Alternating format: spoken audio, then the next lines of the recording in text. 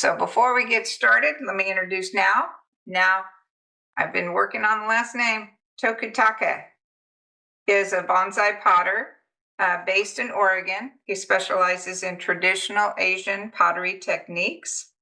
While earning his PhD in materials science in UCLA, he took a beginner pottery course at West LA Community College and was hooked for life. He's a full-time engineer at Intel in Oregon and creates bonsai pots on the side through his studio. His pots are on display behind him. They're also in public gardens such as Pacific Bonsai Museum and the Portland Japanese Garden, and have been used in award-winning displays at the U.S. Nationals, Bonsai Exhibit, and the Pacific Bonsai Expo. And I think you're working now to build up your pots to get ready for the Nationals this fall. Yeah, it's next month. Month. So you can check out more of Now's amazing work at his website, on Instagram and Facebook. He's got amazing pots, and I cannot wait to hear what you have to say tonight, Now. So please take it away. I'm looking forward to this. All right. Thank you. Thanks, Dodie. Thanks, everybody, for calling in on a Monday at 6:30. So let me go back to Zoom and share. So I'm going to talk about bonsai pot making, obviously, but I wanted to do something different. I didn't want to just give the same talk about pot pairing that most people give, or I didn't want to just give a technical talk about making pots either. So I decided what I want to do tonight is talk about how pot making differs in America versus Japan, and what are the ramifications of that difference. And so that's really where I'm coming at today.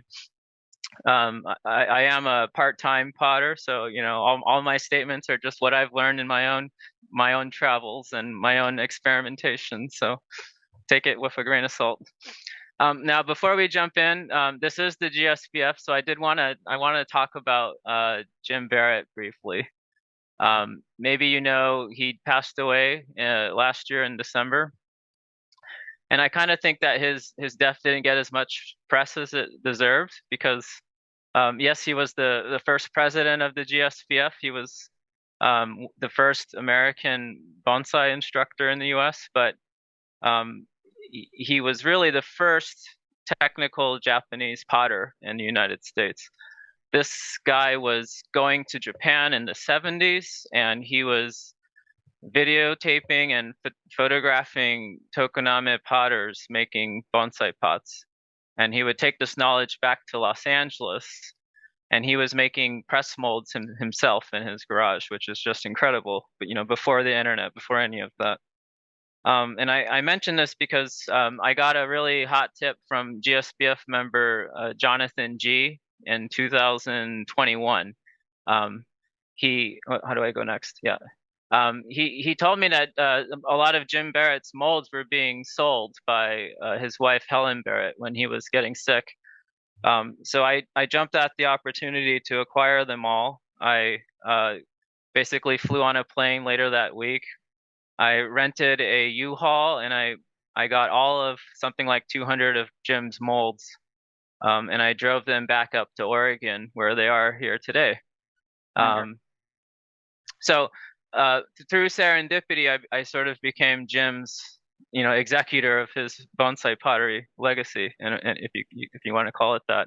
I have all of Jim's molds, all of his glazes, his raw materials, his hand tools. I have all his notebooks, his note cards. I have a lot of his stamps. So I never actually met Jim. He passed away, before I could get to know him.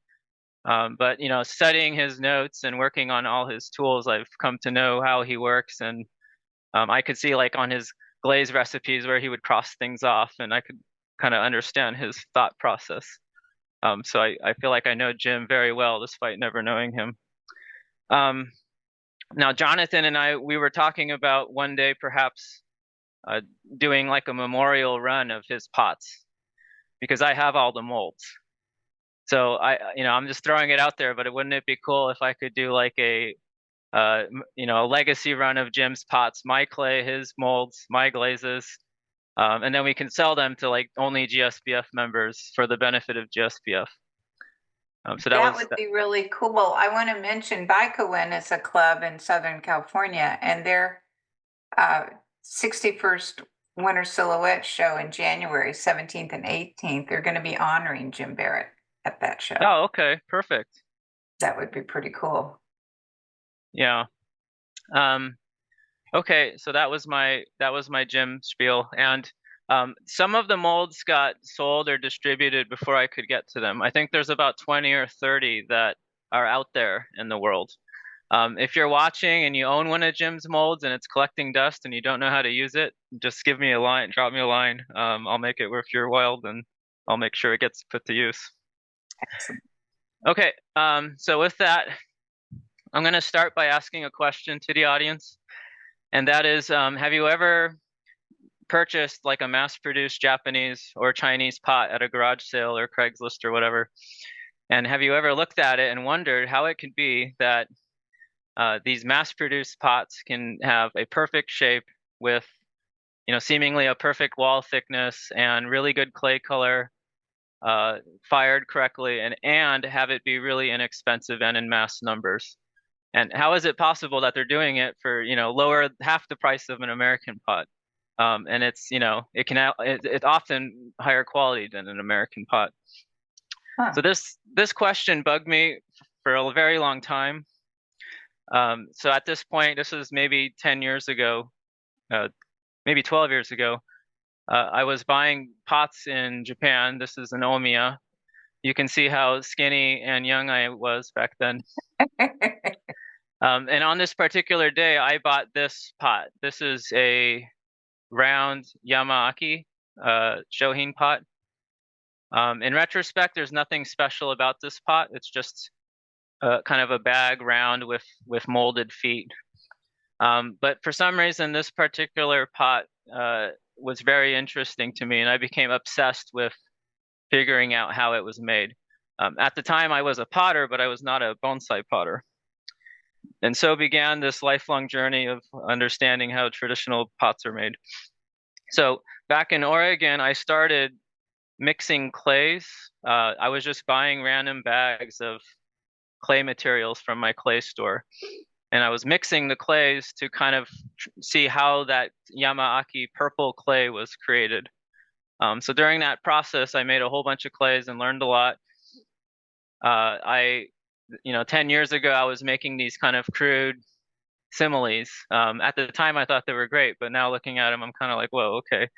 So I was having a lot of fun. These were the very first two pots I ever made using my own clay at the time. And again, I'm just trying to figure out how Yamaaki did it.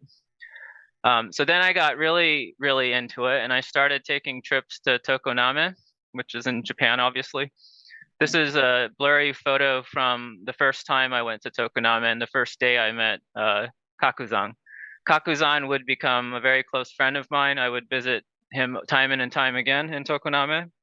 He would teach me things, and eventually he would come to study with me in my studio here in Oregon.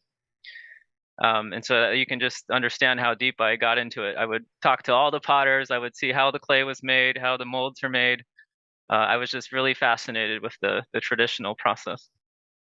And so flash forward to today, that's all I do. I only do traditional forms, traditional ways of making. This pot I'm showing you here kind of exemplifies everything I've been doing.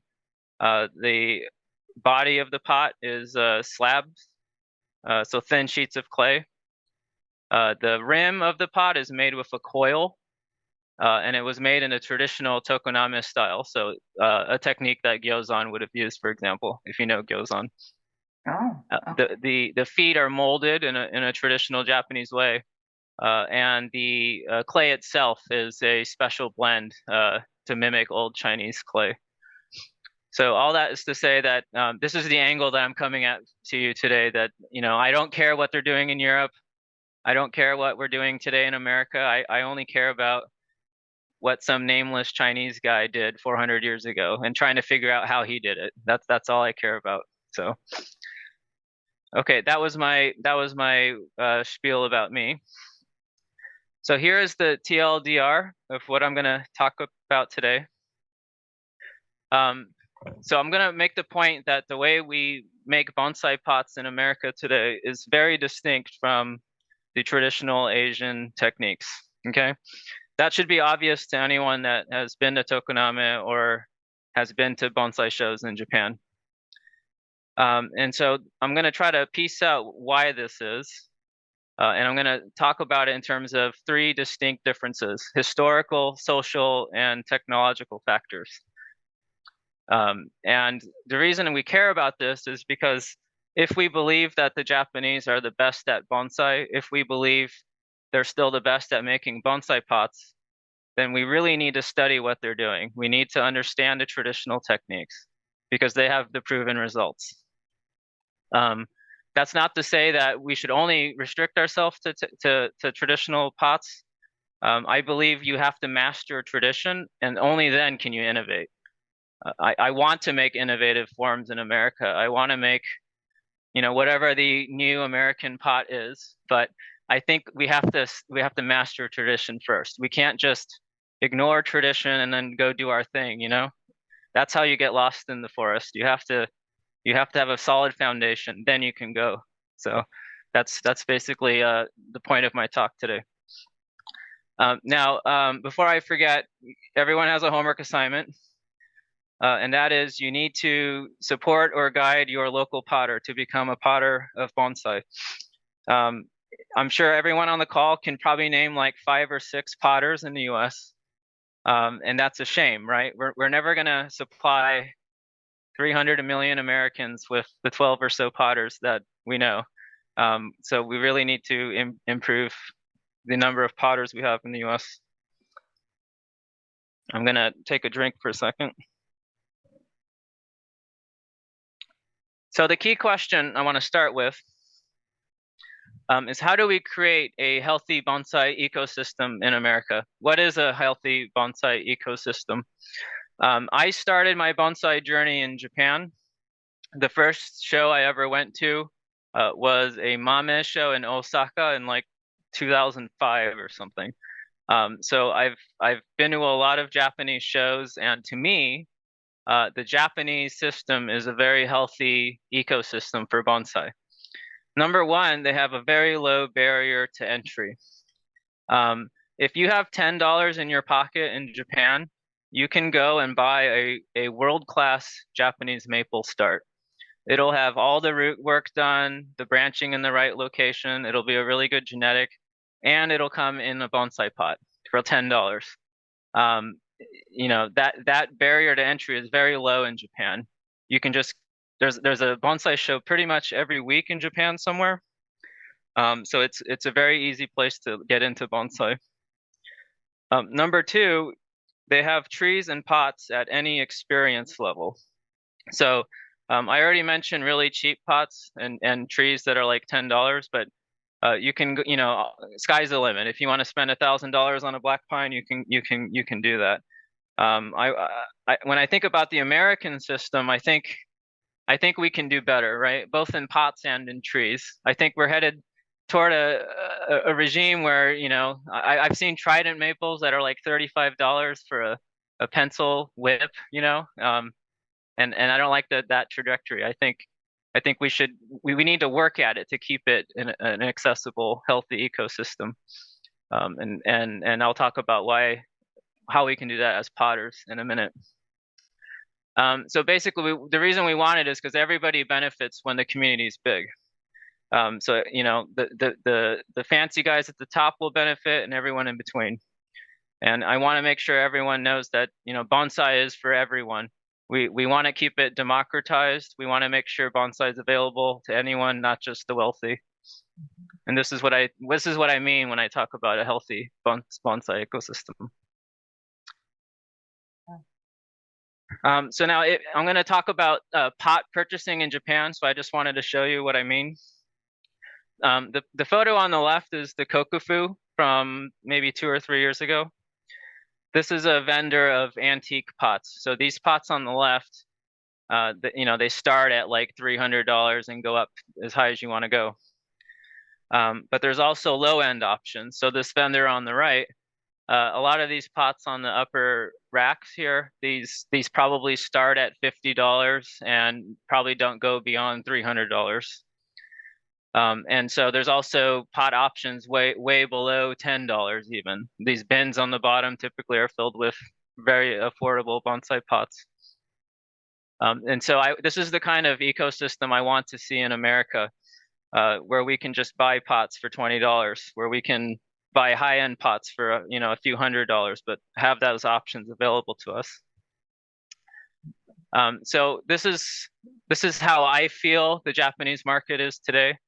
Not just the market, but pot usage. If you go to fancy gardens of bonsai in Japan, if you look at the benches, most of them will be molded tokuname pots, for obvious reasons that we'll get into. But the foundation of Asian bonsai is the molded pot.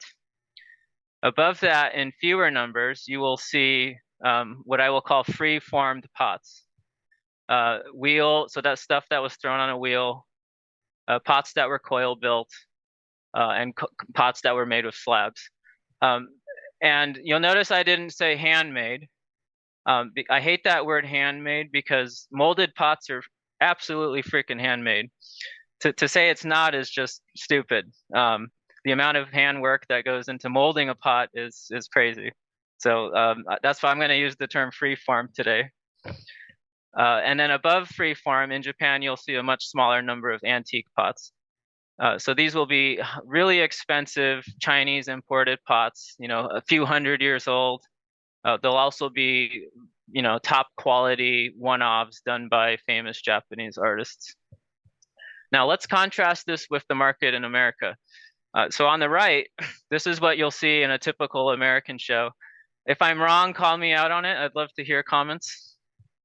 But if you go to any American show, you'll mostly see free-formed ovals and rounds. You'll see a few slab-built pots, almost no coil-built pots. But by and large, America's foundation is the wheel-thrown round and oval. Above that, you'll see imported pots. So those will be usually basic tokoname imports and then high-end European imports. And then much, much smaller, you might see a few vendors who deal specifically with antique pots. Now, was there a comment? Yeah, I've got a question, and it's my ignorance showing. When you say the free-formed, are they? How can you tell? I guess if a pot is free-formed versus a tokoname. Yeah. So I asked this question back on that first day I was in Japan. I was asking the garden worker these very questions. How do you know it's a Chinese pot or a Japanese pot or whatever? And he responded with "mitara wakaru," which just means you look at it and you know. That's what I figured. So people who make pots, I can just look at it and you can kind of tell how it's made, right? But I didn't prepare slides for IDing the differences, but we can talk about that when we get into it. I'll try to point out some identifiers for you. Thank you. So coming back to the difference here, when I think about this difference, alarm bells go off because it means that our entire industry is built differently than it is in Japan, right? This community on the left with hundreds of years of experience and great success are doing it this way, and we're doing it a completely different way. So that to me is like a freak out moment. So the first question is, what are the immediate consequences of this difference? Is this good or bad? Okay. The second thing is, what are the reasons for this difference? And I'm going to try to break that again into historical, societal, and technological reasons. So let's go through an example of what pot purchasing is like in the US today. So let's say you just got this pot or this black pine from Randy Neal, and you need a fancy rectangle. So you go to Facebook. That's usually where I go. And on Facebook, you might find small pots that are not the right size or the right color. And that's because today in America, pots are a very supply limited resource. If you can find the right pot, it's going to be very, very expensive. So I'm making a joke here that it's, you know, your firstborn and there's a reserve, and obviously you got to go drive and pick it up, right? The next problem you might find is most American potters, they prioritize the lower risk products, and that usually means rounds and ovals. And now there's two reasons for this. Number one, making big pots requires really specialized equipment.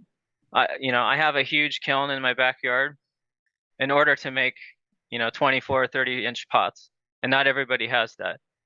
Most people start with an electric kiln and work their way up to a large kiln. And so the second reason is that big pots are really risky. Most of the time as you're learning, you're going to break, those pots will break during the creation process, or you'll fail in the firing or something like that. So if you're trying to run a pottery business, it doesn't make economic sense to make big pots. And so that's why the industry is kind of gravitating to this iconic 6-inch round. So you'll see 6-inch rounds all over Facebook, on the internet, every show, right? But the reality is the 6-inch round is completely useless. There's really not a lot of things you can put in a 6-inch round. Maybe some kusamono or some pre-bonsai or something. But if you're serious about bonsai, we can't do it on 6-inch rounds. And finally, maybe you found a nice pot, but it's all artsy. So I'm making a joke here that this wood-fired vessel was made in the dark while blindfolded from the ashes of Abraham Lincoln.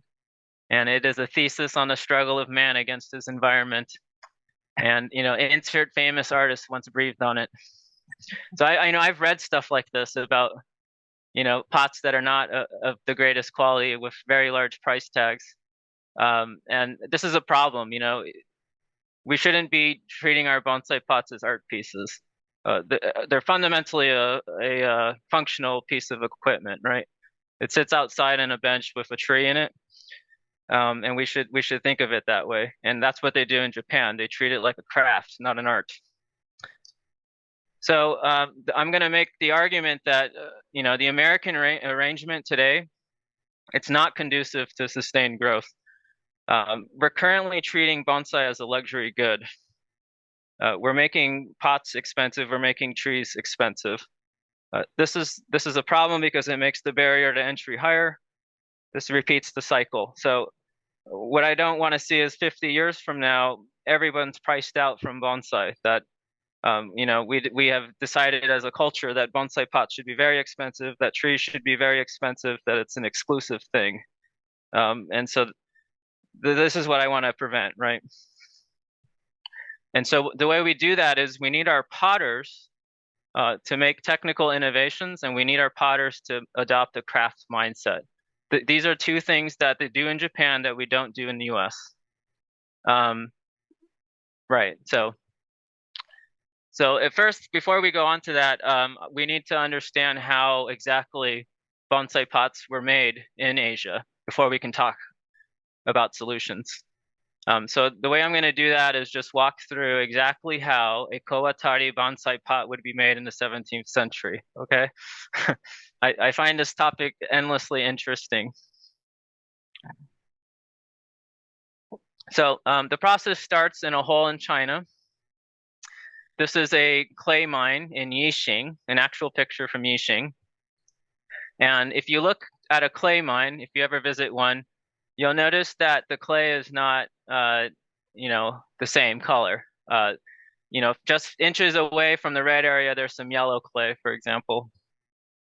And if you take different kinds of clay from that pit and you fire it, you get different results. So was there a question? No. So if you take some of that purple clay and fire it to the right temperature, you get this kind of purple color, et cetera, et cetera. So the bonsai pot artists knew this, and they would select their clay carefully, giving consideration to the final color of the bonsai pot. In China, whole industries sprang up around clay. So every pottery community would have a clay maker who would supply clay to the potters. In other words, they kind of had a division of labor where they could resource or kind of share their resources in that way. And this is something we see in Tokoname. This is something we see in Shigaraki and pretty much every pottery town in Japan and in China for that matter. We don't do this in the US right now, right? So anyways, they would crush up the clay, grind it, pug it, which is what it's called when you turn it into a finished product like this. Now, in China and later in Japan, most bonsai pots would have been made in a mold. The way the molds are made is they would start with a solid blank of some kind. So this giant white thing is made of plaster in this case, but it could also be made of clay. It could also be made of wood. And so they would basically make a master solid bonsai pot very carefully. So there's a lot of precision, a lot of templates, a lot of math to get this perfect shape just right. And then they would then create part lines with clay here and pour plaster or whatever to create a mold.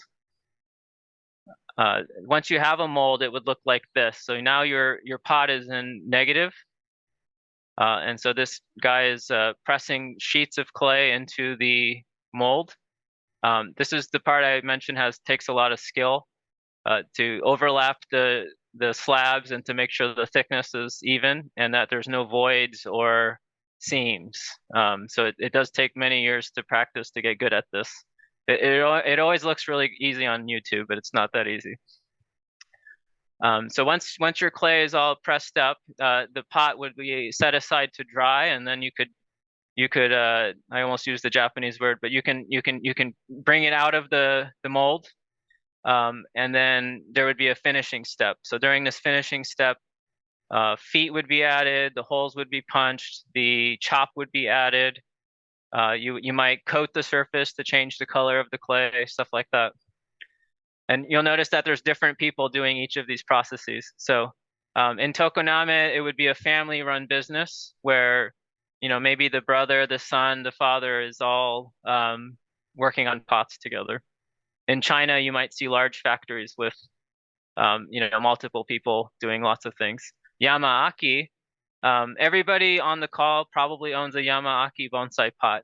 And the reason is that they had a massive factory with multiple employees doing this all day. So, and finally, once you have your dried pot, you would then fire it. In China, they use these dragon kilns. In Japan, those are called noborigamas. There's an art to putting the pots in the kiln. Sometimes in Japan, they will be loading one part of the kiln with wet pots while firing the other part of the kiln. And so the fire will be helping to dry the pots as you're loading it. And so they've been doing this, what I'm showing you here for, over 1,000 years, thousands of years, in fact. So it's kind of ingrained into how they do pottery, which is distinct from America. The way we do it in America is very different. So I wanted to summarize some of the themes we just saw. So again, in Asia, we select clay specifically for bonsai pots. Okay, there's bonsai pot clay, there's teapot clay, there's plate clay. People have very specialized clays in Asia, and we don't see that in the US. There's an extensive use of molds and templates. If you're gonna make a rectangle, it's gonna be templated or it's gonna be in a mold. You're not gonna just eyeball it in Asia. Now, I'm using generalities here. Gyeozan uses templates, but he's known for his strength at eyeballing and doing things by hand. But he's a one-off, right? Yeah. In general, Asia has very precise shapes, as you all know by looking at your Asian pots. They're able to support large sizes and large output, and that's because they're scalable and they have division of labor. All of this, they're able to maintain really consistent quality, and they also have very expansive product lines. And despite all that, they have very low cost, which is a really big achievement. I'm showing here a Reiho oval. We're going to talk about ovals in just a minute. So let's compare that to America. So if you're a potter in America, the clay you're using is not meant for bonsai. It just is not. Most clay in the US is specially made for throwing on the wheel. It's intended to be made for coffee mugs and plates, and it's intended to be coated in glaze. So the formula is meant to be coated in glaze. It's like ready to accept glaze, versus say an Asian clay, which is meant to be without glaze, right? You want to see the nice color of the clay. I'm going to talk a lot about clay at the very end. So yeah, we'll get there. In America, rather than use molds and templates, we use the wheel a lot. So that iconic image of a potter making pots on a wheel. This produces rounds and ovals, right? And you're doing one at a time, so it's a very limited size and a very limited output. For those reasons, it's not scalable. We tend to prioritize the uniqueness of the individual pots. And for those reasons, we treat them like art pieces, and the cost tends to be higher. So we like unique pots in the U.S., not precise pots, to summarize it. The oval is the archetypal example of this difference. So on the left is that Reho oval. On the right is one that I threw on the wheel. This pot on the right was actually used by Dennis Fotia when he won Best Deciduous at Nationals. But the truth is that it's a very wonky oval that is very imperfect, which, that has its, there's things about that are good that we'll talk about later. But it is not a precise oval. If you look at it, it's kind of boat shaped. And that's because the clay started as a circle, and then I stretched it into an oval. And when you do that, it's going to deform out of plane into like a weird U shape. Good potters can compensate for that, but it's just physics that the oval on the right will never be a perfect oval like the one on the left. It's just the conservation of mass. So we'll talk about why you would want to use a handmade pot versus a pressed one. But these are just some, common themes here. So in the next section, I'm going to now break down the reasons for this difference. How did it come that we do things in America differently than Japan? I'm going to start with talking about the historical reasons. So that's obvious. Just, how did the traditions of making get passed down differently through the generations? And then I'm going to talk about social reasons. So these are the biases that go into how we think about pots, how we think a pot should be. This is the headiest part of my talk, where I will talk about some philosophy, and also the concept of guilds, which is really heavy in Asia but not in the US. And finally, I'm going to end today with technological concepts. And I break that down into what I call the 3 tenets of craft that I've noticed. And basically, these are the 3 key points that a good bonsai pot should nail to be a successful bonsai pot. And that is the form, the clay, and the glaze of the pot. And there's an attention to detail that is sometimes lacking in the US. I'm making generalizations. There are many American potters that I hold in high regard. So on to historical considerations. So Japan has thousands of years of pottery traditions. If you've ever been to Japan, every single little town and village has a pottery tradition. You might see old kilns that were there for 1,000 years. There might be a local pottery custom that is only found in that little town. So my favorite part of traveling through Japan is going to the little towns. I really hate the big cities like Tokyo and Osaka and all that. I hate those places. I love tiny pottery towns. They just make me happy. In those little towns, you will find multi-generational knowledge. It's not uncommon to have potters like my friend Kakuzan below here. He is a 4th generation potter. His son Koho is the 5th generation. And just last year, his grandson Takumi, he decided to become a potter as if he had a choice. He's the 6th generation. And so it's very easy to become a potter if you can just go to your dad's shed, and borrow some equipment or use your grandfather's kiln or whatever, right? And so they have this momentum that comes from multi-generational knowledge. They also have a ridiculous established pottery industry. So in the Nagoya region, Aichi-ken, that's sort of the ceramic capital of Japan. The entire valley is built on clay deposits. So that's where Kyocera Ceramics is based. There's a Mitsubishi plant. Toyota started there. That's where Tokoname is. That's where Shigaraki is. There's three of the famous ancient kilns of Japan are in Aichi-ken. So they have a huge pottery industry. It just dwarfs anything in the U.S. Obviously, ceramics play a critical part of Japanese culture going back thousands of years. So there's a strong public support of artists of pottery. When was the last time you saw a television show about pottery in the US? Like never, right? Ever. But there's one every week in Japan. Every week, there's some little snippet of television about a local potter. They have these whole hour programs. When I was a kid, I would watch these and just I wanted to be a craftsman because they would just profile some grandpa who makes rice bowls all day. The public loves culture and supporting artists in Japan. So just contrasting that with America, we're obviously a very young country. We formed only shortly before the Industrial Revolution. So, if we weren't importing pottery from England, we were making them locally, but at a small scale. Maybe only a generation or two before the Industrial Revolution happened.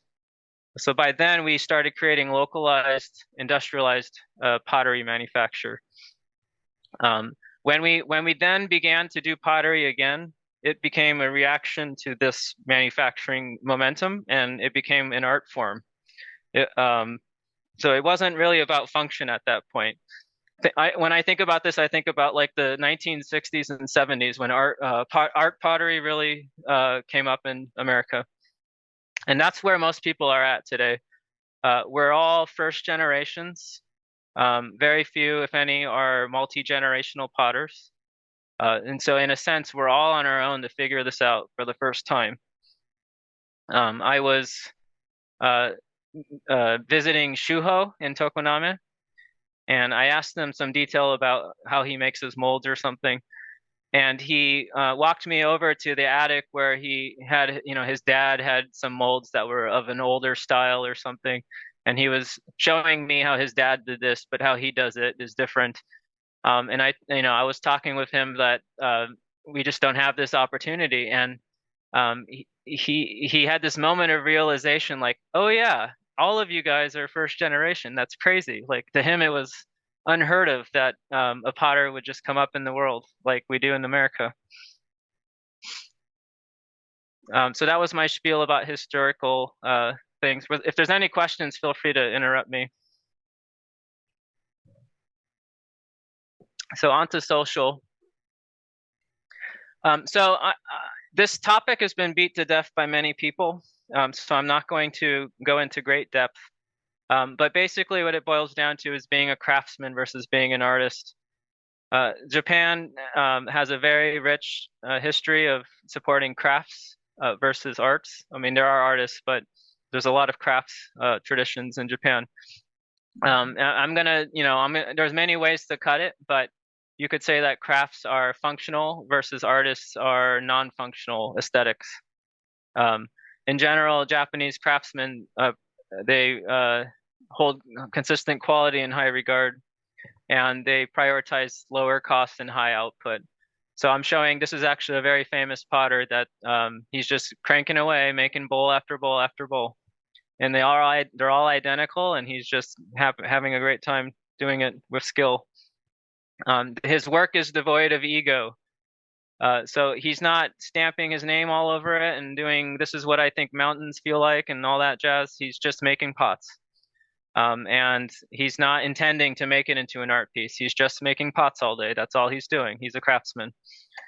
Now compare that to an artist. So an artist, they want the thing to look cool on display on a white pillar in a museum. These are one-off pieces that become very expensive. They're limited edition, exclusive items. They have ideas and feelings. They talk about concepts and then, have grueling creation stories and all this jazz. So that's my take on what the difference is between craft and art. So I'm going to dive into one concept in particular that's incredibly important in bonsai pots, and that is the craftsman ethos. So in the 1920s in Japan, there was a very important philosophy trend in the world of pottery, and that was called the Mingei arts movement. The guy on my title slide was Shoji Hamada. He was one of the artists that created this art movement. So his work is incredibly famous and popular in Japan, and that's really my philosophy on art, is the Mingei movement. So I had a slide on it in detail, but I thought it was too heavy. But there's one book called The Unknown Craftsman. If you read that, you'll learn everything about me. Anyways, so they believe that the true craftsman creates beautiful objects through the surrender of the self. So basically no ego in your work. And I want to explain that in terms of two very famous tea bowls. So both of these tea bowls are from the 16th century. So this is when tea culture was very, very popular in Japan. You all know about the tea ceremony and Zen and Buddhism and all that. So I want to kind of have a fun quiz. We don't have to do this formally, but one of these tea bowls is a national treasure of Japan. It's one of only 8 or so famous ceramic objects that are national treasures. Very, very highly regarded piece. The other of the tea bowls is just a nice bowl that's in a museum somewhere. So one of the bowls is made by a very famous potter, the original Raku one, Chojiro, and he worked with the best tea master of history, Sen no Rikyu, to create that pot. And so the other pot was made by an unknown village potter. So looking at the pots, both of them are very lumpy and ugly. They have uneven glaze. You see the rim is all uneven on both of them. This one has a cracked glaze surface. It's missing glaze in places. It's actually cracked on the rim. You see the foot of the pot, the glaze didn't stick to it. It's crawling off of it. This one too, the bottom, the glaze isn't sticking to it. It's kind of falling off and it's all lumpy. So think to yourself, which one is the national treasure? I'm guessing the one on the left. Why did you think that? Because it looks older and more rudimentary. Okay. So I won't beat it to death. Are these little pop-ups showing up for everyone? I get these weird pop-ups every 5 seconds. No, I don't see them. Okay, excellent. Thank you. Yeah. Okay. Anyways, so the one on the left was made by Raku the first. The one on the left was made by Chojiro, the very first tea master in Kyoto. However, the national treasure is the one on the right. Interesting. The national treasure was made by an unknown Korean village potter, and it was made for eating gruel. So let me talk about how it was made. So this unknown village potter probably made a few pennies a day. He used scrap clay from behind his house, threw it on a wooden wheel that was off center. So the pot became lumpy and off center. You see the rim is not even.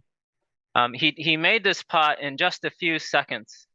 We can tell that because the throwing rings are very widely spaced.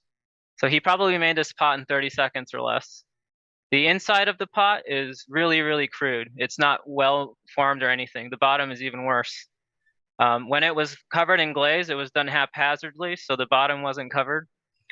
And then it was fired unevenly in the kiln, so it cracked during the firing, and the glaze didn't stick very well. And how did that become the national treasure of Japan? And the reason is that it is so mundane. It is so without ego. It is the most boring, ugly pot that it is the emphasis of everything Zen, of everything wabi in Japan. This pot is the most famous pot in Japan. There is a lot written about it. There are many, many essays about this pot, and it's called the Kizaemon Ido Chawang. It's been passed down through many, many famous warlords, and it's said to be cursed because every owner of this teapot has died a very horrible death. And so why is this one famous and not this one, who's made by the famous guy? The famous guy was making these in mimic of what is mundane. The tea master went to Raku and said, "Can you make me a mundane tea bowl?" And Raku said, "Okay, I will do my best to make a mundane tea bowl." And this is what he made, a mundane tea bowl. But you can never actually make a mundane tea bowl if you try to make one. The only way to make a beautiful mundane tea bowl is to not think about it and just make one. In other words, the tea bowl on the right is from a time before those ideas existed of mundanity and beauty. So you can never make another tea bowl on the right. As long as you have these ideas of what mundane is and what beautiful is, you can never make one as good as the one on the right. And so that is why the one on the right is the national treasure. I hope that I didn't lose everybody. Yeah, I think I got it. So the one on the right, it's kind of funny. Japan loves to put their tea bowls in boxes, and they like to put their bonsai pots in boxes.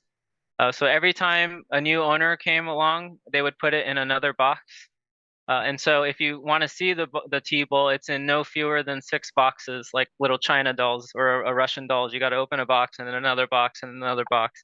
And on the inside, there's a silk bag. And this is a picture of the bottom of it and how ugly it is. Now, why am I talking about this tea bowl? It's because this is exactly the philosophy that Japanese artists put into their bonsai pots. To be devoid of ego, to be devoid of intent. So I want to talk about that, how it applies to bonsai pots next. So when I say intent, these are what I kind of mean. The layering of glazes is showing intent.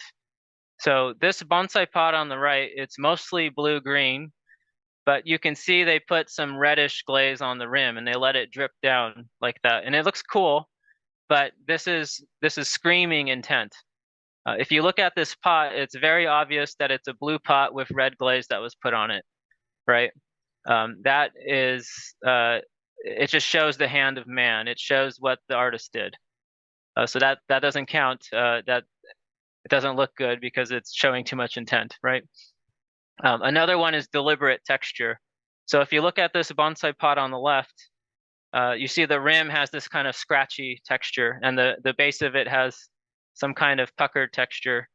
It's too uniform. It's too intentful. You can just see that the artist just took a tool and made a bunch of scratch marks. So it's too deliberate. He was trying to make something wild, and then it just looks faux pas. Also is purposeful deformation. If you try to make a round pot look lumpy, it just looks like you made a round pot look lumpy. It's not natural. And then also if pots are too concept driven, so if there's too much idea behind it, that doesn't look good. So the correct way to do these things is by doing it with no intent. So the best bonsai pots I feel are the ones that show no intent by non-uniformly glazing. So this on the right is what this pot should look like. It's a single glaze applied to the entire pot. In this case, they achieved the red coloring by giving it an uneven reduction. So the copper in these two regions are reduced differently. They're chemically different now. So that's what creates the red color. The potter did not paint this bottom part with red. It's just a natural occurrence of the firing. And the next way is is showing texture from the making process.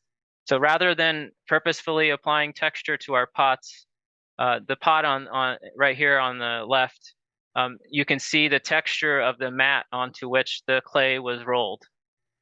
So this is unintended texture that comes from the process of making. It tells us how the pot was made. It tells the story of its creation. This is a natural texture. It's not with intent. And so this is the kind of texture I like to see in bonsai pots. Okay, we have a question Okay.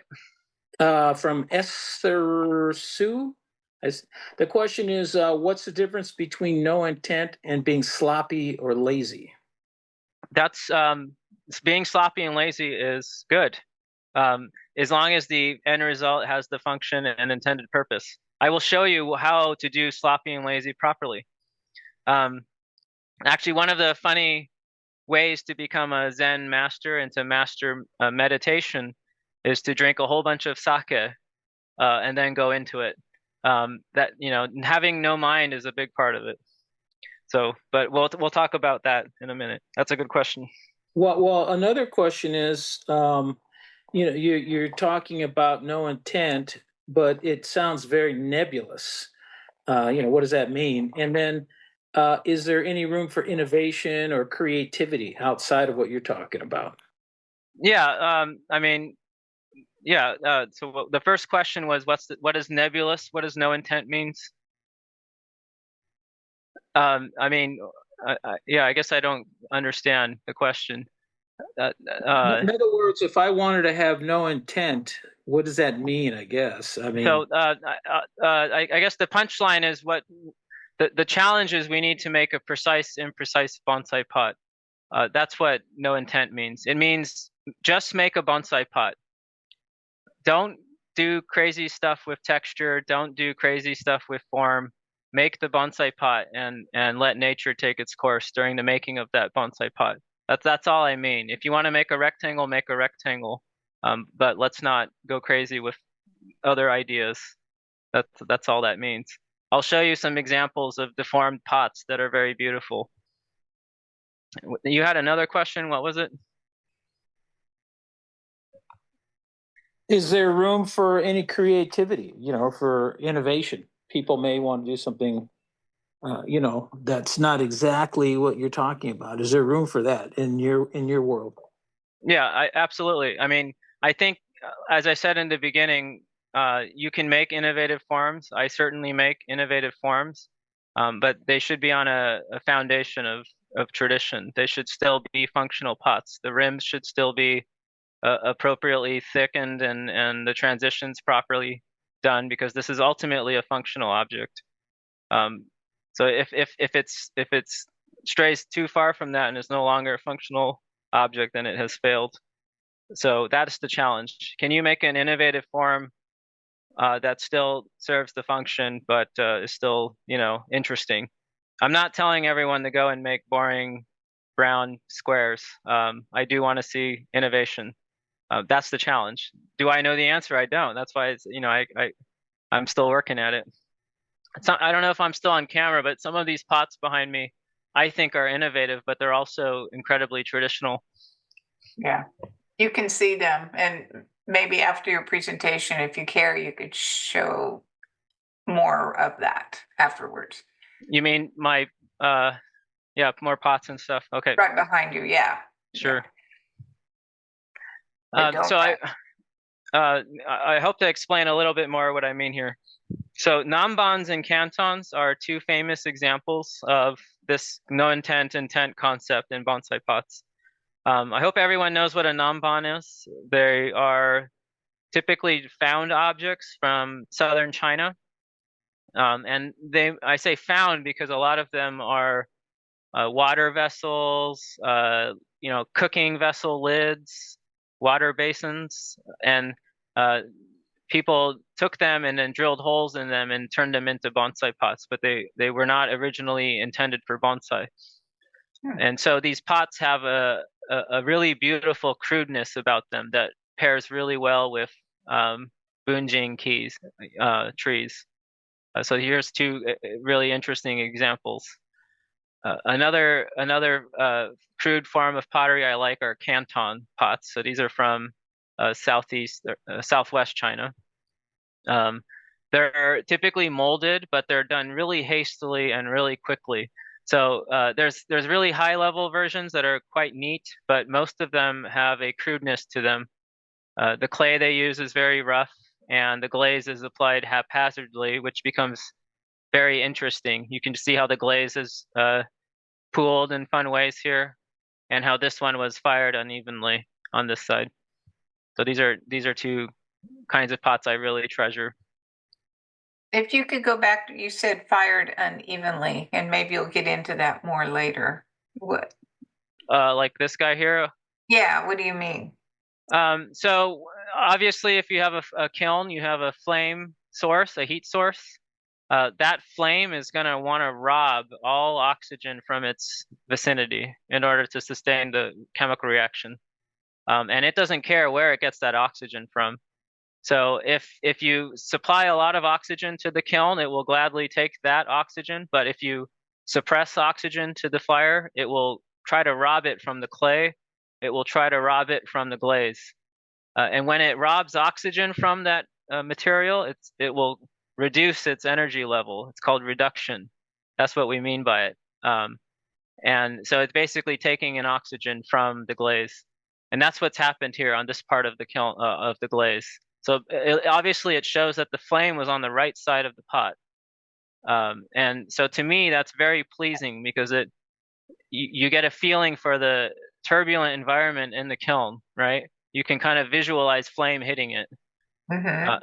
And so that's what it's called hiatari in Japanese, which just means striking with fire.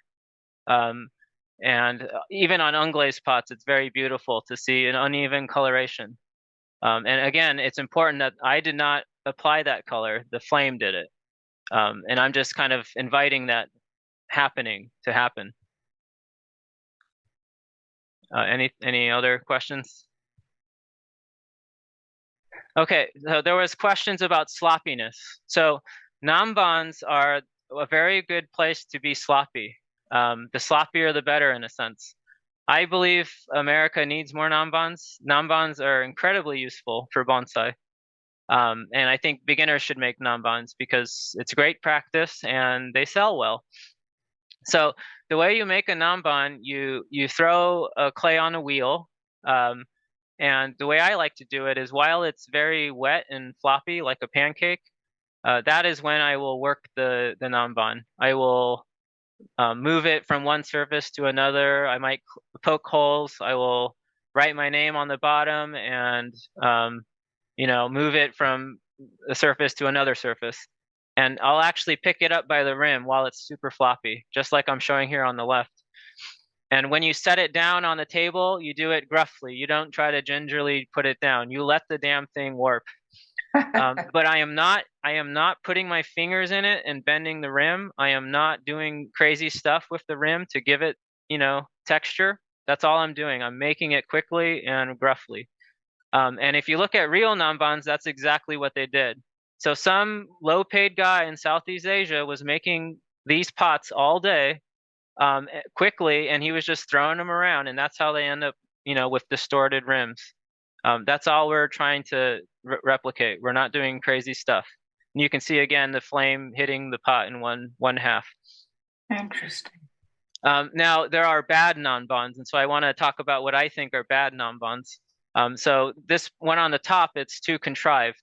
You can see that the artist, purposefully did this undulating pattern in the rim, which would never happen if you were truly making a nanban. It's a really interesting pot, but it's not a nanban. This one in the middle, the rim is just really ugly. It's overworked. It just shows too much intentionality, and the clay is not very beautiful. And on the one on the bottom, you can see again this really uniform texture. They added feet to it, so it's become more functional, but it's no longer a nanban. It's showing this intentional act of adding feet. It's just not very traditional, right? How can you tell the overworked middle one is bad clay? Oh, so this is all subjective, right? Yeah. The Asians really highly prize the quality of their clay. If you look at this top one, if you look at it carefully, there's very small gradations in the color of brown. There's like a patch of red here, a patch of brown, and you see these little black spots. That tells me it's a natural clay product from the earth. This is not a manufactured clay per se. Like, it didn't come from a giant factory. Some guy mined this clay at a small scale. It has a very nice surface. Yeah, I can actually see little bubbles and bits of crud in it from that natural clay process. So this is a very beautiful clay. This down here is also a very beautiful clay. You can see all sorts of weird decomposed granite looking pieces in it. This one is way too homogeneous. It's clearly some sort of machine made, slurry, or it's too monotone. It looks like IKEA, Target, right? That's bad clay. The clay should be beautiful. It should be a natural product. We don't want it to look like IKEA. And so I'll talk about clay at the end here. I think that's one area that we can improve on in the United States. Any last questions about nanbans? Well, it's not about nanbans. There's a couple of questions. One person said, you mentioned that American clay is not for bonsai pots, but since that's what's accessible to most of us, do you suggest adding grog? Is that how you say it? Or other material to make the clays better for bonsai? Well, it's not just, if the look you're wanting is that imperfection, that natural product, then absolutely. Adding grog and other stuff to the clay is a wonderful place to start. I think it's unfortunate that we can't get amazing clays, but that's going to change soon. There's what's called the wild clay movement happening in general ceramics, not just bonsai pots. So there are artists in southeast the U.S. Going out to fields and digging clay and experimenting with natural clays. California has amazing clay resources.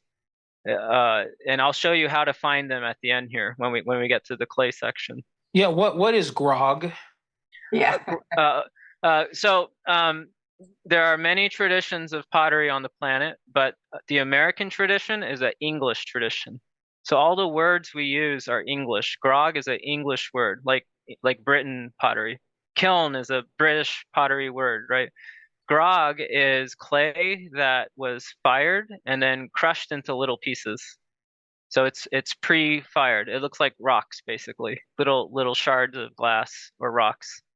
So that gives body to the clay. It's a way of like making it look lumpy in a sense, giving it texture.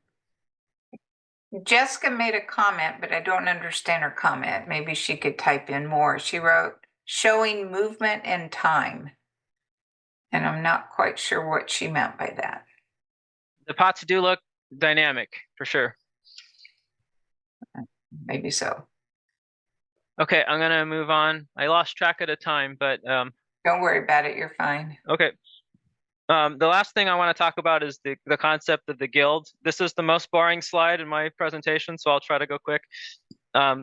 Japan has a very strong concept of guilds. So there's a Tokoname pottery guild, and what this is a bunch of professional potters who share their resources like clay and kilns.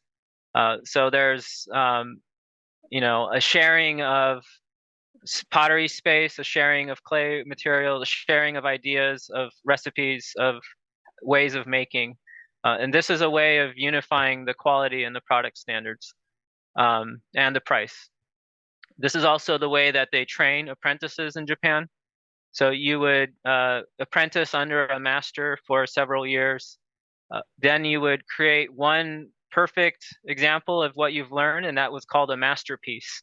And when you finished your masterpiece, you would then become a master yourself. And so they had this like an excellent way to make more craftsmen. We did this in Europe also really well, the guilds, right? There's a guild for making windows and for making whatever, there's a guild for everything. But I think it would be really interesting if we could have a pottery guild, at least, for bonsai pots in the United States. There is a pottery guild, but not necessarily for bonsai pots. The chop mark evolves as sort of a trademarking system, a way of showing, yes, I am a professional potter, I am a member of the guild. So it helps them protect their products. You know it's a tokoname pot because it's got the stamp, for example. Yeah, we have a question on that from Laretha Johnson. What is the best way to identify a chop on a pot? Yeah, that. I mean, there's lots of internet resources. What is it? Matawinga runs a website where it has all the identifiers. Someone can help you for sure with the links. Yeah, that can be very confusing. Okay, that's all I wanted to say about guilds. It's a very strong part of how they do work in Japan. So now I'm going to go into the technological aspects. So this is sort of the last 10 or so slides of my presentation, and this is all technical now.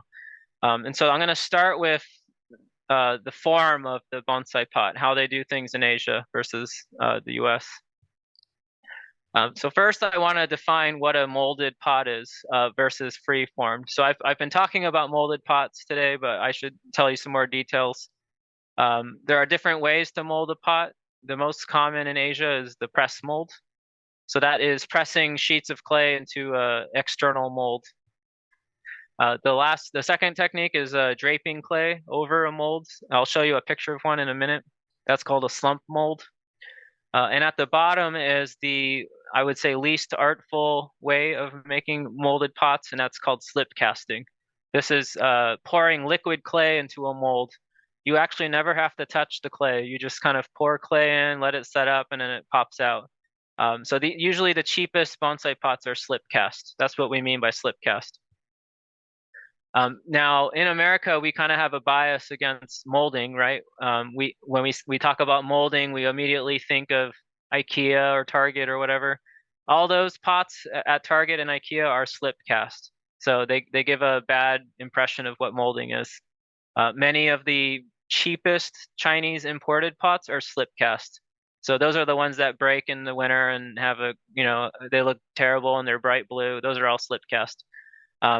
I believe press molds, and I'll show you in a minute, they are probably the best way to make a bonsai pot. Just technically and historically, that's the way to do it. So that's the way that I make many of my pots, is with press molds. So the qualities of molded pots, as you know by owning some, they're very precise in shape. They typically have hard and clean lines, and that's because it came from a mold. It doesn't have the round, soft feeling of human hands, right? A human hand did not roll the rim, although you can finish a molded pot to make it feel more handmade. They tend to be more detailed because, again, if you're going to make a molded pot, your mold is going to be really, really perfect because you're going to do a production run of hundreds of them. And so they typically are very perfect and detailed in their construction. And they're obviously orderly. So they give an orderly feeling to the bonsai. This is an example of a tree from the Kokufu 97 or something, 98. This is a trident maple forest. The thing that makes it a unique tree is how neat and how much detail and attention went into the branching. You see how dense it is. The uniformity of the density is very good. And all of that is accentuated by this absolutely geometrically perfect and shallow and flat oval. There is not a wobble on it. It's shiny. It's got a nice smooth surface. It is accentuating the perfection of man. This display is about how perfect man can control things. And so that's why a molded pot is the right pot for this display. If you imagine a hand-thrown oval with this tree, it would give it warmth and give it more feeling of humanity and imperfection, but it would give a very different feeling to the overall impression of the tree, right? In fact, that wobbliness of a hand-thrown oval would stick out like a sore thumb because you have these very refined branching and this table with the perfect, precise vertical bars, and then you have a thrown oval that has wobbles, it would just feel off. So this is an example of why a molded pot would be good in a display. But I'll talk about when you want to use a hand-thrown one in a second. So to go against the molded is the free-formed pots. So that would be turning the clay on a wheel, which we call throwing, joining sheets of clay, which we call slab building, and building up coils of clay, which is called coil building, like how we did, rolling snakes of Play-Doh when you were a kid. So the qualities of a free-formed pot are they usually have a relaxed feeling because it was assembled in midair. Gravity has an effect on the pot. You can see this example here, how it slumped because the weight of the rim kind of made it toss outwards. So it has a very warm and soft feeling. If you can imagine running your fingers on this rim versus this rim, this one would feel very soft and warm. And it has a natural feeling. It exists in nature. So it has an expressive quality that you can't get with a molded pot. So there are times you want a warm feeling, and there are times you don't. So one of the times you do want a warm feeling is a bunjinki. So again, here's our friend the nanban.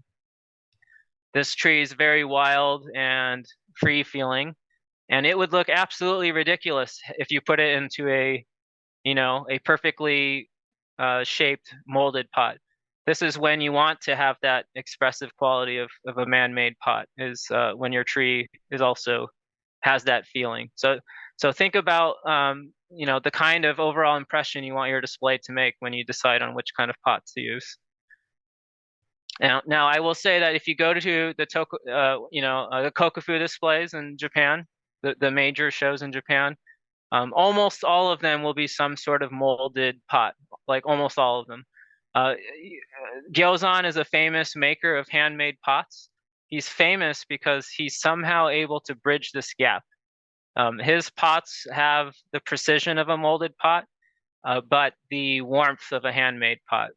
And the reason he's able to do this is because he spent the first half of his career molding pots in Tokoname. He's based in Tokoname. He was trained in the traditional ways of molding pots. He got kind of injured later in life, and he couldn't lift the molds and flip the molds and work in molds. So he switched to hand building, free forming, and he became an expert at that. And I think it's because there is a virtuous cycle. There's many things you can learn starting with molding and then moving to hand built later on. So he's a very unique example of good pots that are handmade. So I wanted to talk about how Asia centered on molding. It turns out that some of the best potters in history didn't leave any pots for us to look at, really.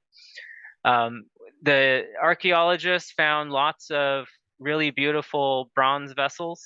This one's called a Nao, coincidentally, I learned during my research.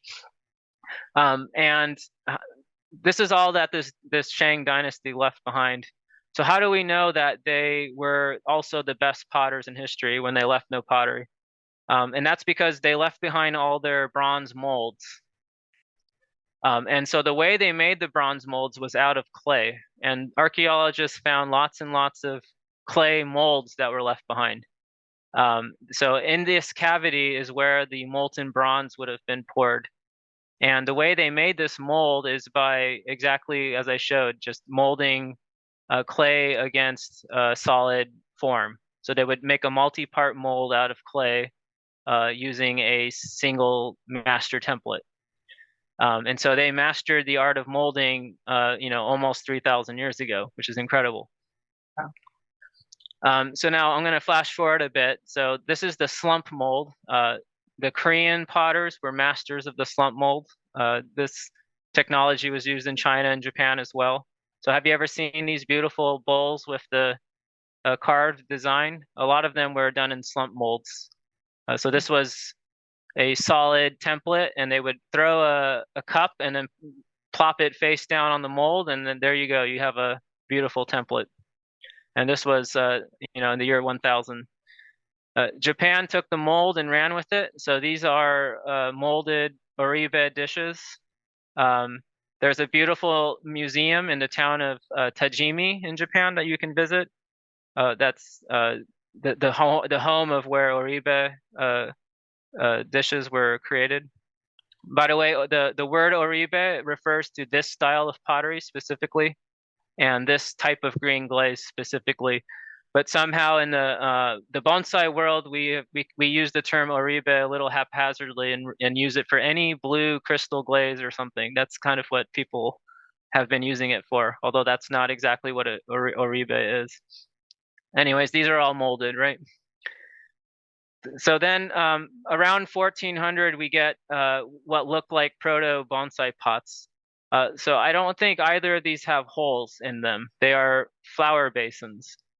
So you would put a display of flowers standing in water in these. And you can see the degree of technical skill that the Chinese were using in the year 1400. This is really, really amazing work here. So around 1600, this is now the Ming Dynasty. We start to see these bronze censers.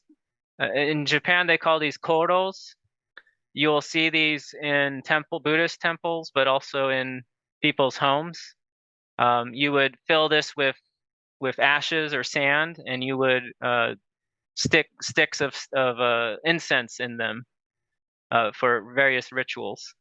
And I'm showing you this cast bronze form because this became the proto bonsai pot. This is what bonsai pot aesthetics were based on, the koro. So later, a couple centuries later, the first bonsai pots were all molded in the same way that the bronze vessels were molded, and in the same aspect ratio with these kind of narrow, deep forms. So they call these koro bachi in Japan because they look like koro. So the really old, expensive bonsai pots all have this kind of narrow, deep form. I only noticed this morning, but this is actually an elephant. If you look at the head here, it's an elephant holding a ring, and the feet are elephant feet. Oh, interesting. Yeah, it's really, I only noticed that this morning. So anyway, so that became the proto bonsai pot in the Qing dynasty. So this is a picture of molded pots in Kunio Kobayashi's collection in Tokyo. You can see how narrow all these really nice antique pots are. And these aesthetics and the way of making them, the molding, continued all through Japan. So this is a To Fukuji. He's one of the famous glazed pot makers in Japan. Most of his pots are molded. And Iko is a modern example. Iko's a good friend of mine. He stalks me on Instagram. He came to PBE last year. Oh, yeah. All his pots are molded also, and following the same vein, the same tradition, going back, to the Shang Dynasty in China. So that's all that I wanted to say was that yes, all bonsai pots were molded in history, and that was always the case. And somehow in America, it got turned upside down, where molded became a mark of derision, that it took no skill, that it was not artful. But the truth is that bonsai pots are a molded product, and we're kind of doing things differently. I'm not saying that we shouldn't hand make pots. I think we should pick which pots we hand make. I think today I see examples where people hand make a pot and they're trying to make it look like a molded pot that they saw in a book or something. But that's not the kind of pot you should be trying to make by hand. If you were going to make that kind of pot, you should just mold it. If you're going to hand make, then do nanbans, do soft rectangles that show the act of making. Don't try to make a precise form because it's not going to look precise. Okay, I'm going to move on to clay now. I don't know if this is the right time, but a question Yeah, go for it. well, a couple. Do you have any specific recommendations or must-see places to buy Tokonami? So it's if you go to Tokonama, you might be disappointed because the main industry is not bonsai pots really. It's teaware. If you go to Tokoname, there's a pottery road that you can walk on, and it will lead you to all the potters. You don't have to know any Japanese. Just show up, follow the maps and the signs, which I think there's English on some of them. And you'll see many potteries. But you will never see bonsai pots. You might see a couple, but the bonsai potters are kind of off the beaten path. You have to make an appointment. You have to know somebody. You can't just show up and knock on the doors or whatever. If you want to buy pots, the best places will be the shows. So go to the Kokufu, go to the Gafuten. They'll set you up pretty good there. But if you want to see anything about pottery, you should visit Tokoname, and pretty much any city in Japan will have some sort of pottery presence. That's really interesting. And then I have another question. They have a couple. Do you think of art and craft as mutually exclusive? No, because the best craftsmen in their pursuit of making a good product inevitably creates a beautiful objects, which we might call art. So my title slide had Shoji Hamada on it. He's now considered the best potter in Japanese history, at least modern Japanese history. But he is fundamentally a craftsman. He just made pressed bottles and rounds and stuff. And none of it was with the intent of being an art piece. But sort of the model is, if you make enough of them, if you do them well, if you do it all day, every day, eventually you'll make an art piece which can go in a museum. And he has made several which are now in museums. But he did not intend to make them beautiful. If you start and you say, I am going to make a beautiful pot, you have already failed. That's the philosophy. The other question is, do you have any suggestions or guiding principles for pairing a glazed pot with the tree in terms of color theory? Yeah, I saw that Jonas has a great GSBF Zoom recording on pot pairing. Yeah. I'm happy to talk about it, but it's a little out of the scope of this talk. But yeah, I'll just leave it at that. Okay. Was that it? Yep. Okay, thank you. I only have, I think, 2 more sections, so we're getting toward the end. So I wanted to talk about clay next. So if we're making a glazed bonsai pot, by definition, you're coating the surface of the pot in a glass glaze mixture. And so the color and the form of the clay doesn't matter that much because you're going to cover it. Now I put an asterisk there because there are many exceptions, and the clay does still matter. But this is the thinking that goes into the American clay manufacturing. So this is a picture from my clay store in Portland. All of these clays were formulated for throwing on a wheel. Essentially, you could use them very easily to make teapots and mugs and whatnot. And they're designed so that glaze will stick onto them very well. There's actually a ton of science and engineering that goes into making bonsai pots. The glaze and the clay must fit together nicely in order to work. And anyways, for this reason, the clay selection in America is lacking for bonsai pots. Everything kind of tends to look like a coffee mug, in my opinion. Yeah, I'll leave it at that. Now in Asia, as I said in the beginning, they hold the qualities of their clay in high regard. They treasure the surface quality of clay. This is who made this? It's either Shigaraki or Bizen. I think this is Bizen. Look at the beautiful variation in the clay. This is not someone dipping the thing in glaze or anything. This is what the clay does. And you can only get that if you use a natural product that has natural variation. And unfortunately, American clay manufacturers, they want to make tons and tons of clay for Target and IKEA. So you're not going to find that beautiful clay in a store. You have to, at this point in time in America, you got to do it yourself. Unfortunately, so you either mine it, and I'll show you how to do that in a minute. Or what I do, I commission a pottery company to make tons of my formula for me.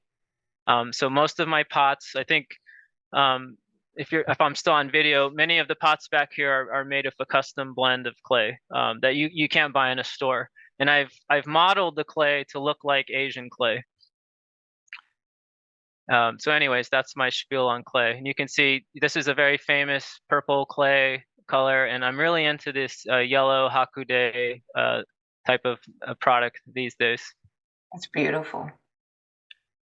I did bring my teacher Kakuzan to my pottery store in America. I thought it was a really funny moment to have him in my store.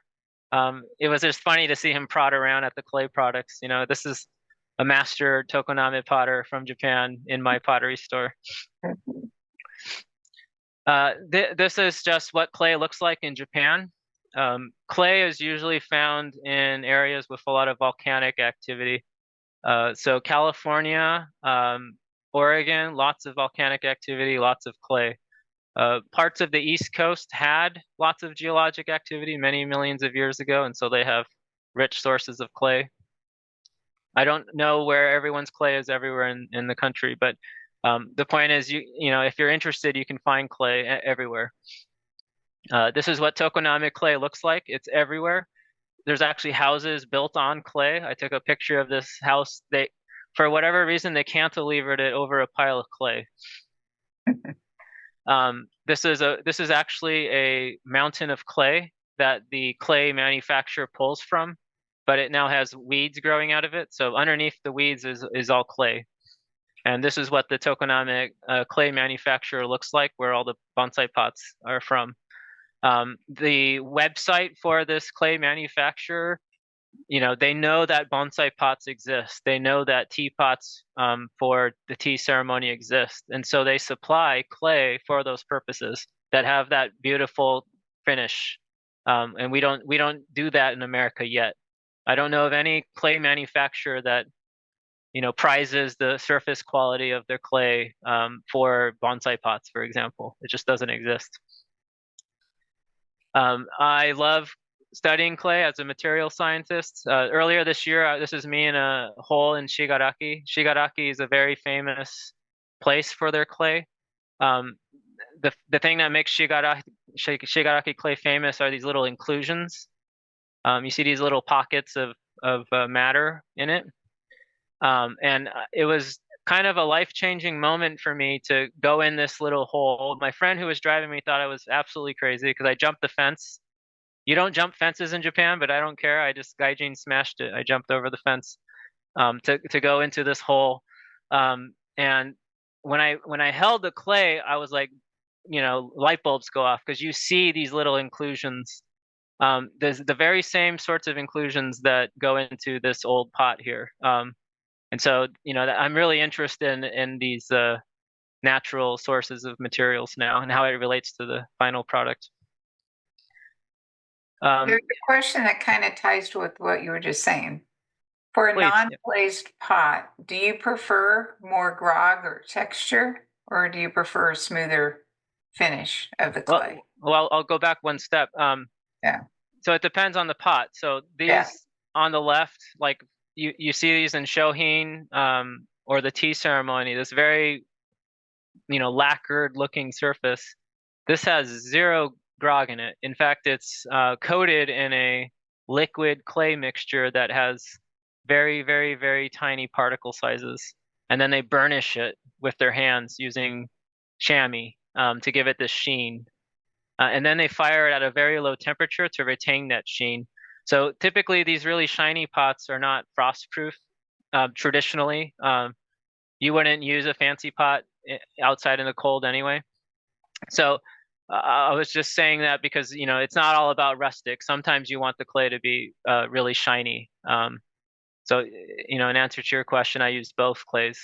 I would like to, at one point in my time, in my life, I will focus on shohin and really dive into this this kind of burnished quality. I will get there. I'm still doing big things. Another question, I suspect this person knows something about pottery. I'm going to simply read it. It says, mold making question. Does Now build the original pot 15 to 20 times larger than desired and then name a plaster mold of it? Is it more complex than shrinkage of pottery by length or depth considered for, where'd it go? It just left me. Yeah. The question disappeared, sorry. No, I get the gist of it. Okay. So when you start with wet clay and then you fire it, all the particles will vitrify together. So the air in between the particles will shrink and disappear as it turns into a glass. And so during that compression, the size of the clay will volumetrically shrink by anywhere from 10 to 15%. And it's a volumetric shrinking. So the height will shrink, the width will shrink, all that. And so the question was, if I make a mold, do I make it 10 to 15% bigger to account for that? And yes, absolutely. If somebody wants a very precise pot and they want it to be 10 inches, then I will make it, you know, 11.5 inches, knowing that it will shrink to 10 inches. Wow. How long do your molds typically last? I haven't broken one yet. Can you get from them? Yeah, I haven't broken one yet. And not so I don't want to give the impression that all I do is mold. Some of these are not molded. I do a lot of molding because currently that's what I'm into. But I go through phases where I make a lot of nanbans, or I go through phases where I throw a lot of rounds. But in answer to the question, I have not seen any wear or tear symptoms on my molds.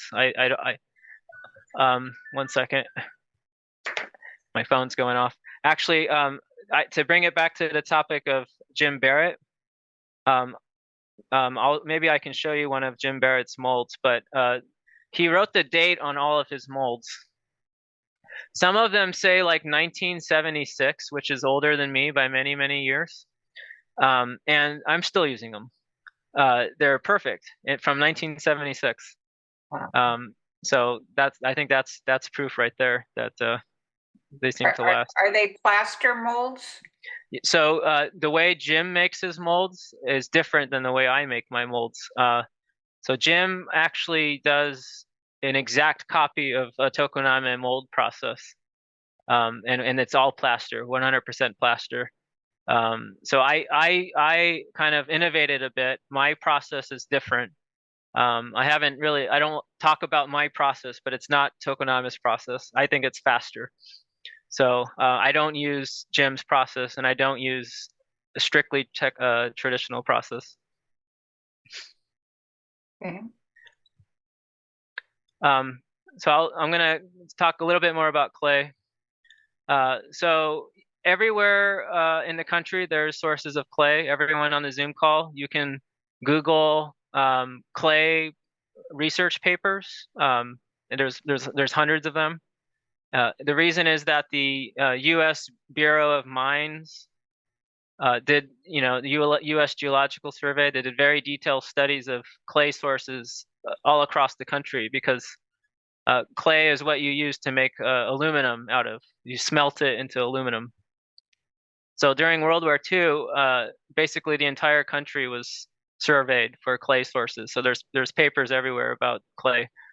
So I personally pulled up a few, and I said, oh my gosh, there's some mines near me. And so you hop in the car and you just start digging. I started collecting various samples of Oregon clay many years ago when my kid was, I think, just born. This is what it looks like in Oregon. It's sort of a red product, but there's also white clay. This whole mountainside is clay.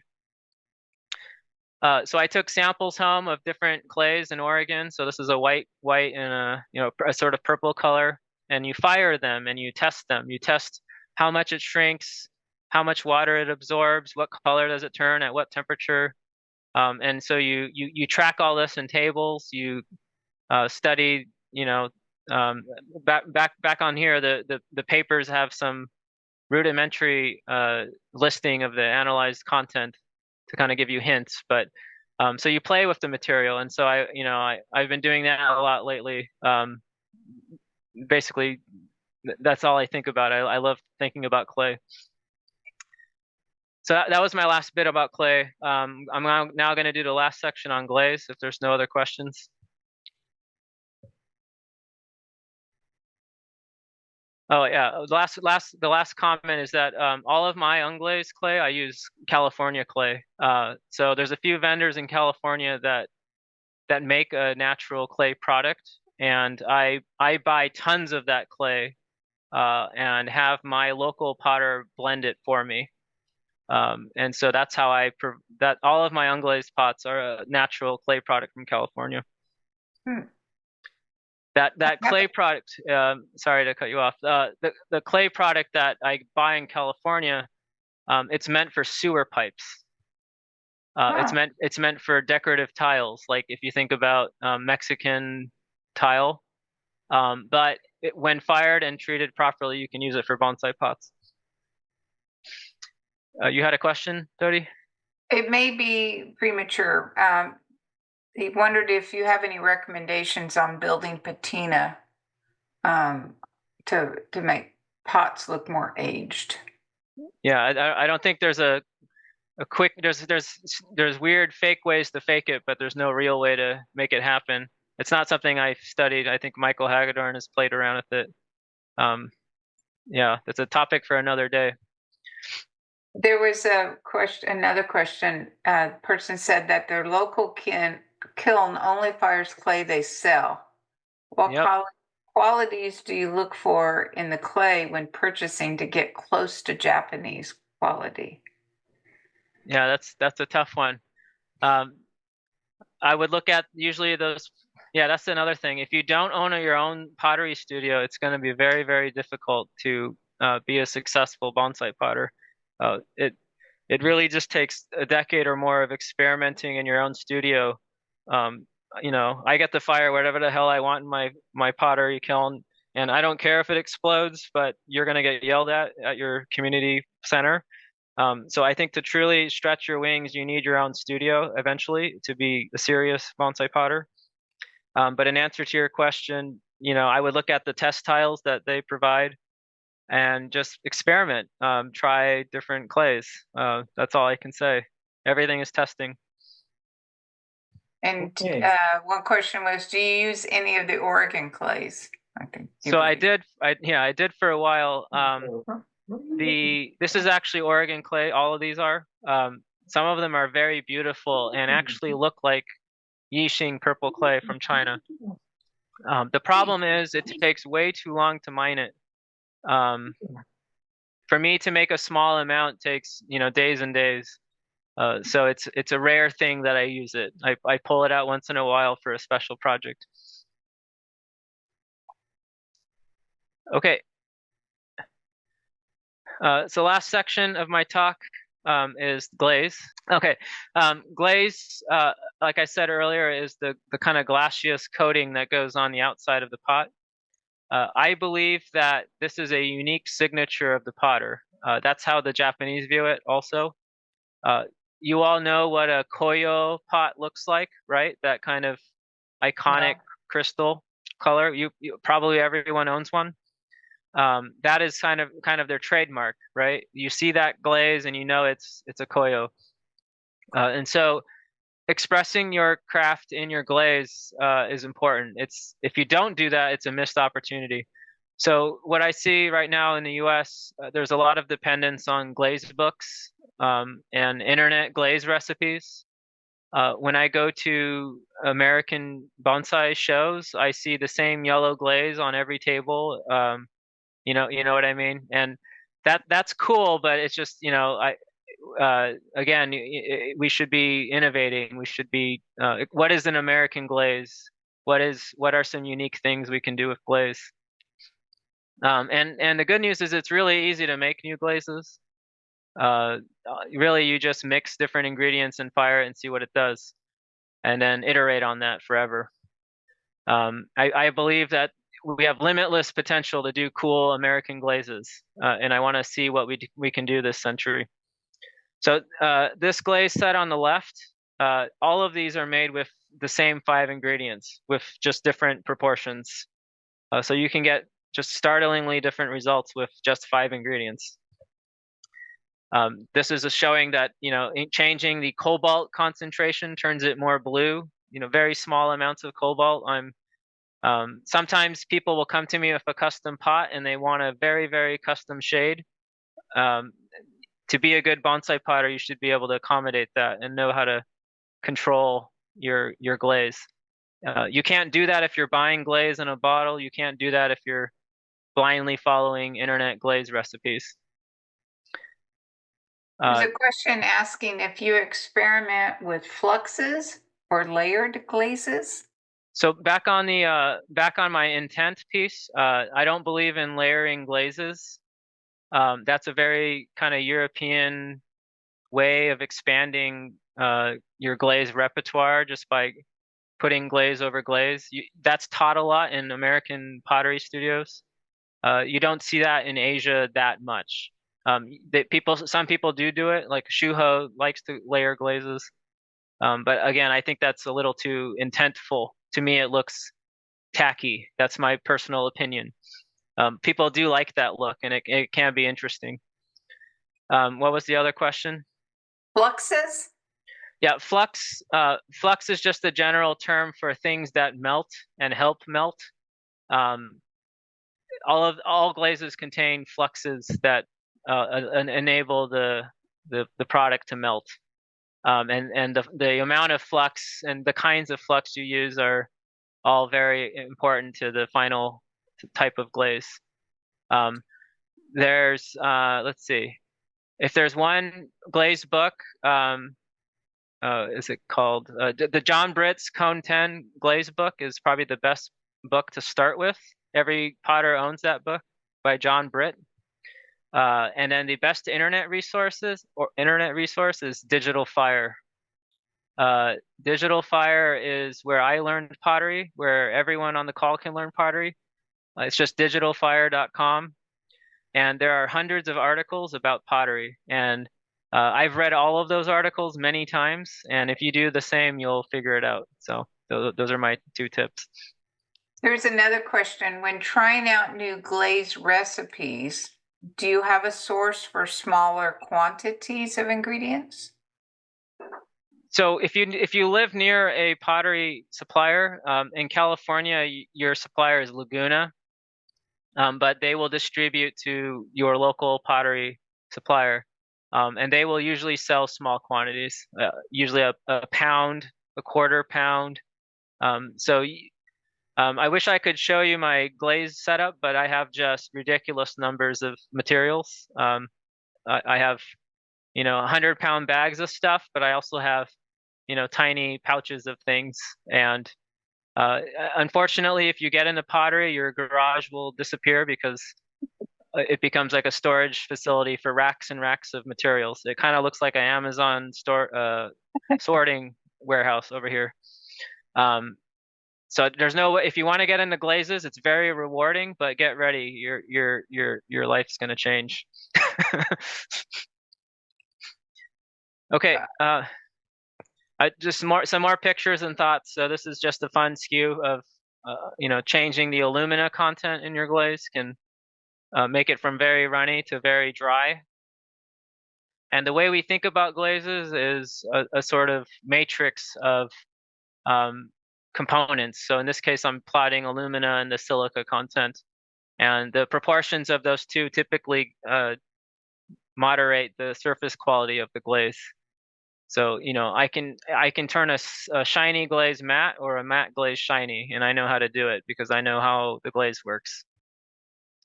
and lots of testing. So at this point in my career, I've done somewhere north of 3,000 Glaze test fires. Wow. Every shade of blue, green, white, black, blue, or I already said blue, everything. I love glazes. If I could do it all day as my full-time job, I would just make glazes. I just find them infinitely fascinating. But I have a PhD in it. I just love this stuff. So concluding thoughts. This is my last slide. So I do want to see more collaboration in the bonsai pot space, and particularly the theme of keeping bonsai accessible.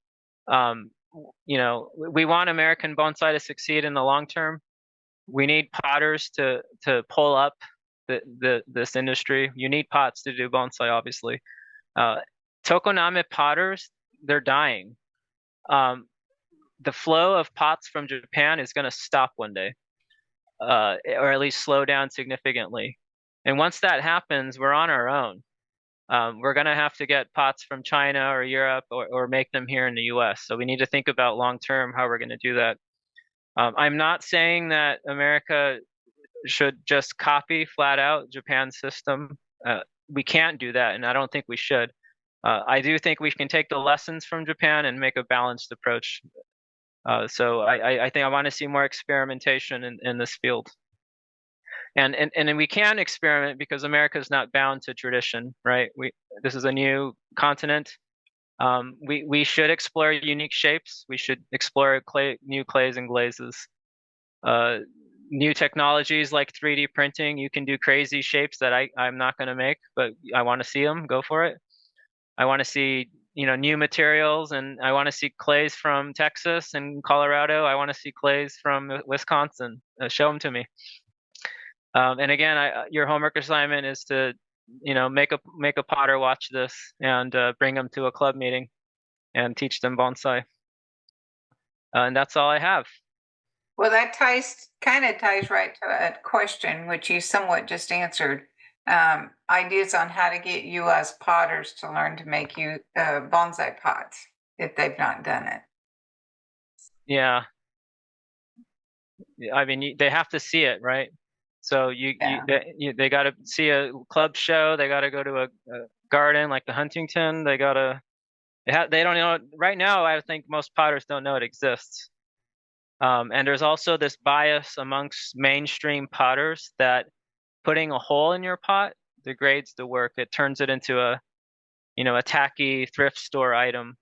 I don't think mainstream potters realize that there are whole shows for bonsai pots in Japan and that they command ridiculous prices, right? So they just need to have their eyes opened. That's good. Somebody asked, do you use electric or gas kiln or both? I have an electric kiln here, but it's too small, so I stopped using it. I have 2 gas kilns outside, and I prefer gas. Gas is a much more uniform firing, and you can do cool reduction effects in gas. So I love gas. But if you're starting out, you should buy an electric kiln because you need that kind of push button function when you're starting. I do not recommend starting on a gas kiln. 2 things. One person asked if you could show a Jim Barrett mold, and the other person asked if the pots behind you were finished. And I don't know if you want to stop your sharing and okay. Yeah. seeing the pots behind you better. Yeah, I'm not sure. Okay, there I am. There you go. It's perfect. Okay. First question, Jim Barrett mold. I mean, if you give me a minute, I can go grab one. That's fine. Okay, give me 1 second. Gotta get unhooked.